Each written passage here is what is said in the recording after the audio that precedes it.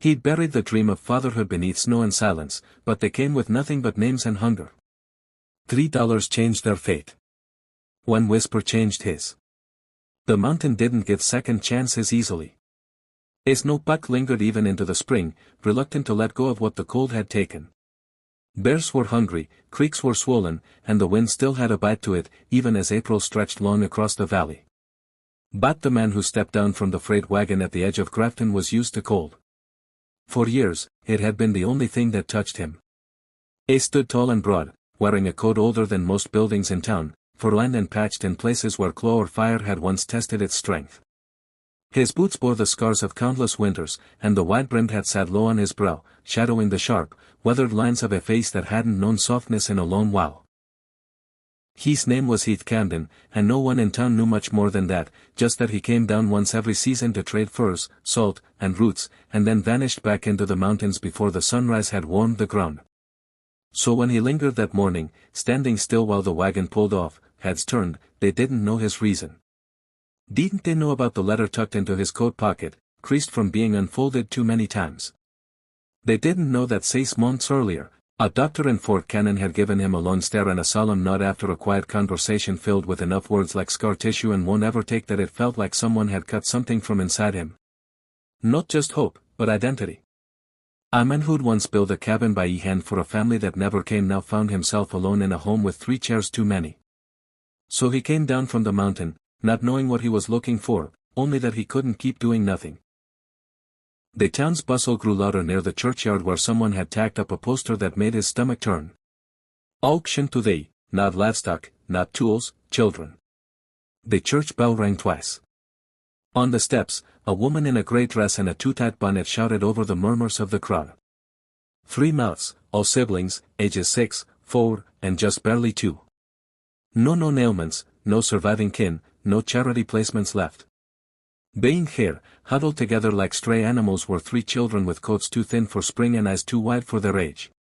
The eldest, a boy, stood in front of the others like a sentry, jaw clenched.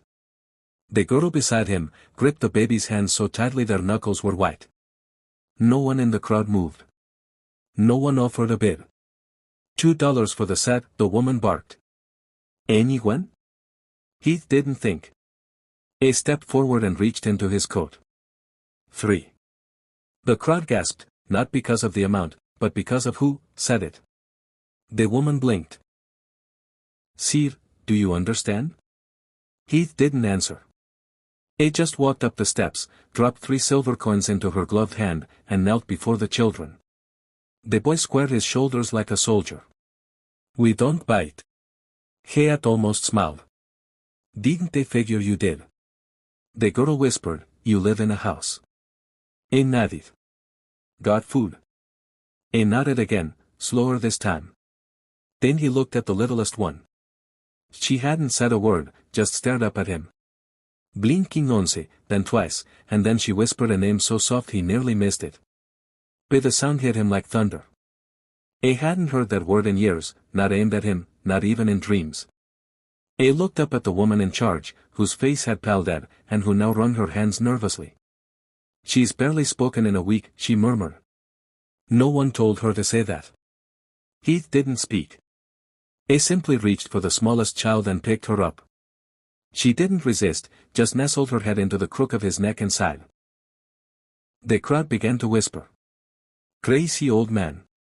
Reckless. He's got no wife. No future. But Heath didn't hear them. He only heard the faint breath of a little girl against his collarbone and the rustling of 2 older siblings as they stepped closer, unsure. But willing. He'd gone to town to forget what he couldn't be. Instead, he walked back toward the mountain with 3 reasons to try again. The trail was steep, and the wagon he'd borrowed groaned under their weight, not because of supplies, but because of the questions now sitting in silence behind him. The boy's name was Isaac. He spoke little, but when he did, it came out in crisp, careful sentences, like someone used to keeping everything inside. The girl was Nora, 4 years old and already showing signs of stubbornness that rivaled any mule Heath had ever known. She sat with her arms crossed, only uncrossing them when it came time to feed the baby. And the baby, she never said the word again. Not yet, but she kept looking at him like she might. They reached the cabin by dusk, shadows long and purple across the clearing. They left it as he always did, wood stacked, fire laid, blankets clean. But now it felt foreign, too small, too sharp, like it had never been built to hold laughter or lullabies, or the thud of tiny boots on pinewood floors. Still they went in. Heath cooked porridge with dried berries. None of them said much while eating. Isaac stared at the flame.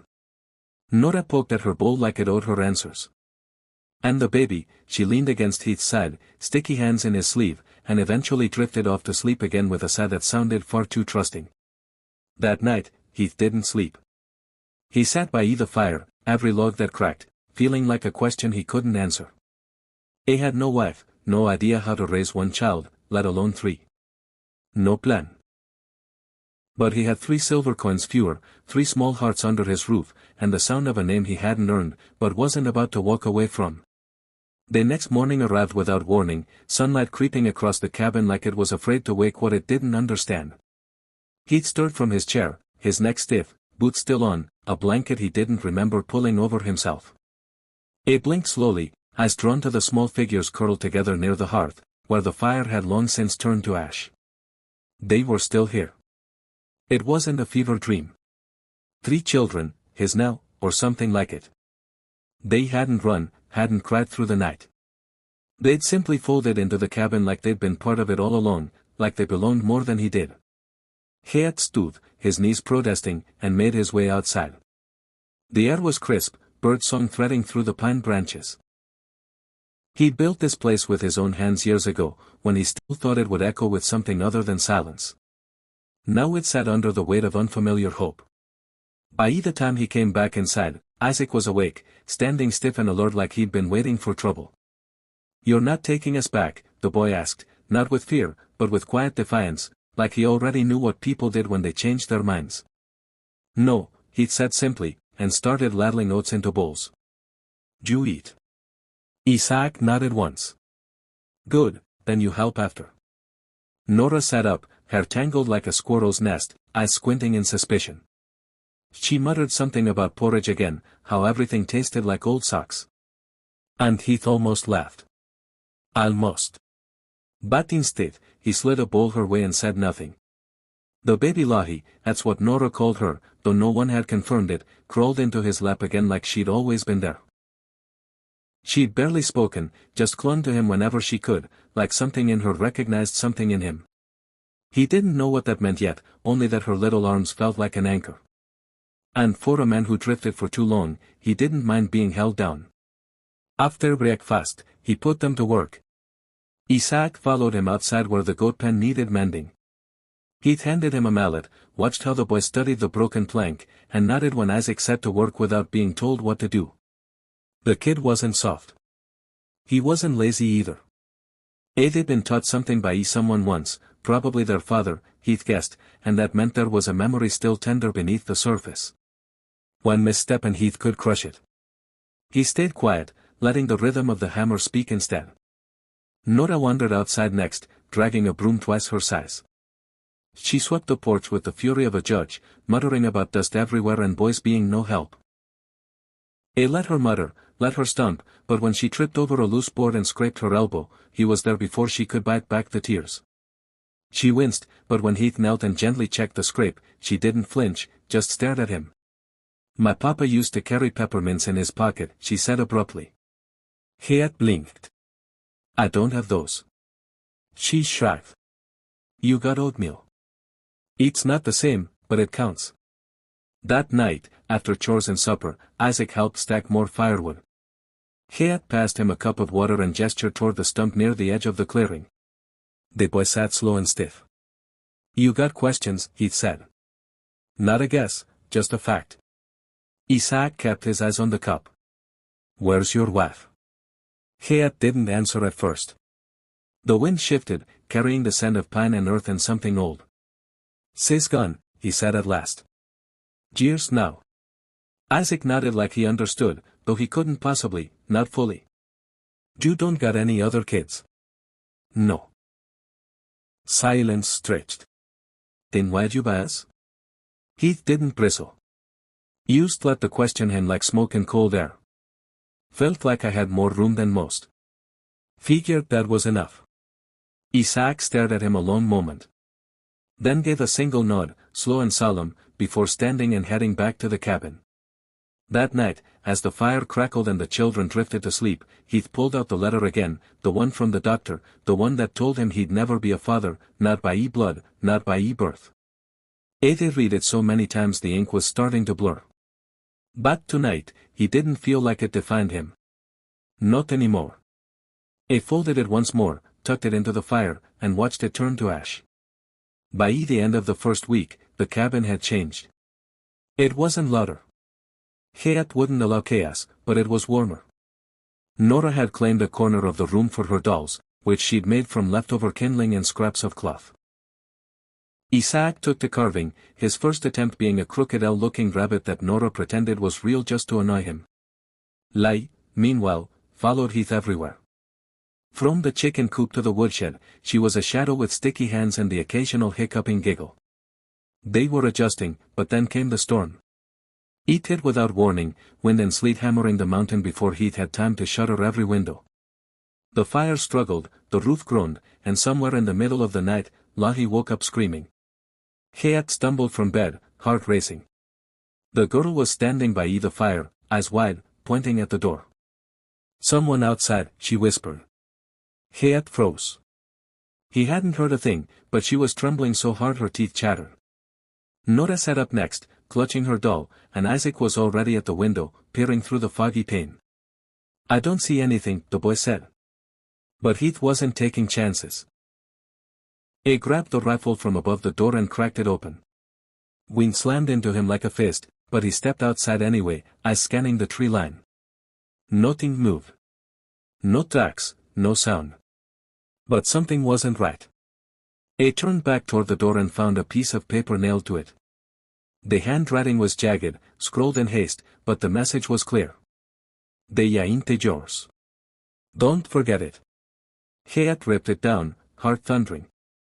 Inside the children waited, watching him with wide eyes. "What is it?" Isaac asked. Hayat looked at them, all three. "Used wind," he said. But he didn't sleep that night. Nor the one after. He kept the fire lit, kept the rifle close, and made sure the children never left the clearing alone. Edith thought the mountain had left him in peace. That maybe he'd carved out a quiet corner for them to grow. But someone out there hadn't let go of the past, and they were coming to reclaim what Heath had just begun to believe might finally be his. The snow didn't let up for 3 more days. It came in thick, wind-driven waves that buried the trails, swallowed the fence posts, and turned the world outside Heath's cabin into a quiet white tomb. The fire had to be fed near constantly, and even Nora stopped complaining about the smell of wood smoke on her clothes. Lahi barely left his side, and Isaac took to sleeping with a hatchet by his cot. There was no use pretending they hadn't all read the note. The fear was there in every cautious glance out the window, in every flinch when a branch tapped the wall. Hayat said nothing more about it. He kept his jaw tight and his rifle clean, but he started keeping watch by the window at night, sitting in the old chair with the worn leather arms, eyes trained on through the frost. On the 4th morning, the storm broke. Clear skies brought silence so heavy it pressed against the ears. No birds, no breeze, just the creak of trees thawing in the slow return of sunlight. Hayat took it as a warning. Nature never quieted that much unless something unnatural had stirred it. He saddled his mare and left Isaac with a warning to keep the girls inside. Then he rode down the mountain trail, retracing the path he'd come up not long ago with 3 little strangers in tow. But where there should have been nothing but snow and scrub, he found fresh tracks, wagon wheels, hoof prints, boot marks. Someone had come up the ridge during the storm, and someone had left in a hurry. He followed them halfway to town before they veered west, deeper into the forested stretch that the locals call Dead Man's Hollow, a place no one went willingly, not even him. So many stories of old miners gone missing. So many caves that breathed strange winds and never let sound echo. He turned back. That night, Isaac asked, "You think it's their kin?" Hayat didn't need to ask who he meant. "Maybe," he said. "But maybe cannot stay buried if they left you like that in the first place." Isaac said nothing, but he didn't argue, and that silence told Heath plenty. The days settled again. Routine found its shape. Heath taught Isaac how to trap rabbits, how to clean them without waste. Nora was a natural in the garden, fussing over the cabbage shoots like they were pets. Lailahi still followed Heath everywhere, her small hand constantly seeking his. One morning, she reached for it even before her eyes were open. And that's when it happened. She mumbled something half asleep. Papa, wait. Heath froze. The word had struck him like a rifle's report. Papa, not Mr. not Heath. Papa, he didn't correct her, didn't breathe even. Lai, oblivious, leaned her cheek against his arm, and went back to sleep. Heath couldn't move for a long while. That evening, he stood out back, splitting wood, arms burning from the weight of something more than labor. His mind span. That word, it shouldn't have meant so much, but it did. Edith buried that part of himself years ago, buried it with the doctor's letter, with the empty cradle his wife had kept by the hearth until the day she died. And now here it was, unearthed by a child who didn't even know what she'd said. He didn't notice the stranger until the second shadow fell across the snow. Heath turned sharply, axe in hand. A man stood by the edge of the trees, broad, wrapped in a thick coat, wide-brimmed hat low over his eyes. He didn't look armed, but Heath knew enough not to believe what you could see. "You're the one bought him," the man said, voice rough as gravel. Heath didn't answer, just tightened his grip on the axe. "He asked there's talk," the man went on. "Talk that a mountain hermit went and took 3 kids for himself. That true?" He stepped closer, eyes narrow. "Why you care?" The man shrugged. "Because one of 'em's mine." "Alie. It had to be. They were sold fair." Heath said, "You come to undo it." "No," the man said, and that chilled Heath more than a threat. "He come to warn you. Do you think buying 3 throwaways for a few dollars means you own peace? Think again. They weren't left. They were hidden, and now the man that was looking for them knows where they went." He turned and walked off without another word, vanishing into the trees like fog. Heath didn't sleep that night either. The next morning, he told the children they'd be moving, not far, just to the old trapping cabin 2 ridges over, one he hadn't used in years, but it was smaller, easier to defend. They didn't question him, not even Nora.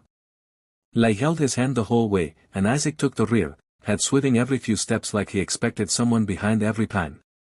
The cabin was little more than logs and nails, 1 room, a loft above, a stove that groaned when it worked, but it would do. He'd sealed the windows, rigged the door with wire, and a bell. He set traps on the path, and started keeping watch at both ends of the day. Isaac learned how to reset the snares. Nora patched holes in the walls with old quilts. Lai made a nest under the stairs and called it her secret castle. They built a lath there. It was quieter but not peaceful. Not yet.